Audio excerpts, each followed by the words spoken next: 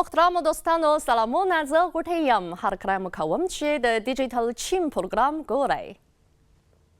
موزیمونه د غني او په زړه پورې تاریخي اثارو او کلتورونو په خپرولو سره د هنر، علم، تاریخ او طبیعي ایکولوژي په شمول بشري مدنیتونه پیاوړي کوي او د مختلفو هیوادونو ترمنځ د کلتورونو او مدنیتونو د تګ راتګ د پیاوړتیا لپاره راغځوي. له تیرو څو کلونو راهیسې په چین کې د موزیمونو شمېر ډېر شوی او د نندارچیانو شمېر یې هم د زیاتېدو په حال کې دی. په ډېرو چیني موزیمونو کې بهرني تاریخي اثار نندارې ته وړاندې شوي او په غي وخت کې د چین تاریخي اثار هم له کوره بهر یعنی بهرنیو هیوادونو کې نندارې ته وړاندې شوي دي. دغسې چاره د چیني او بهرنیو کلتورونو ترمنځ د تګ راتګ د ژورتیا لپاره ښه زمینه برابروي. نو زه به په نننۍ پروګرام کې د ګڼو شمېرو له مخې اړوند معلومات در سره شریک کړم. په 2023 کال کې په چین کې د ثبت شویو موزیمونو شمېر 6833 ته رسیدلی دی.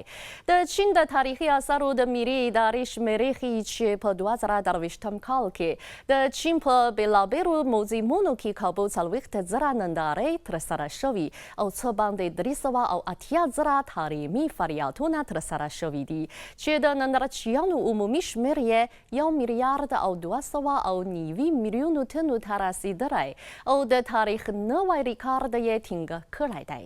په 2023 کال کې د نړۍ د موضوعي پارکونو او موزیمونو راپور یعنې په نړۍ کې د عمده منظره لرونکو سیمو د څېړنیانو راپور ښیي چې په چین کې 7 موزیمونه د نړۍ د لومړیو 10 غوره موزیمونو په لیست کې شامل شوي یعنې د دغه لیست یو په درېیمه موزیمونه په چین کې دي.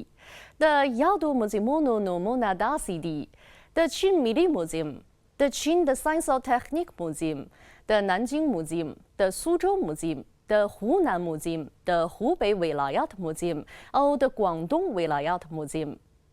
د چین د کلتور او موزیم چارو د موزیمونو د شمېر د زیاتوالي او د معلوماتي او خدماتي کیفیت د لوړتیا په رڼا کې چټک پرمختګ موندلی دی او د ګراس د لوی ډیټا، کلاود حساب او مصنوعي ځیرکتیا په شمول نوي تکنیکونه هم د دغو چارو د با کیفیته پرمختګ او د بشپړ خدمت لپاره ښه زمینه برابروي.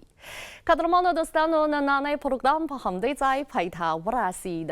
بریالي اوسئ.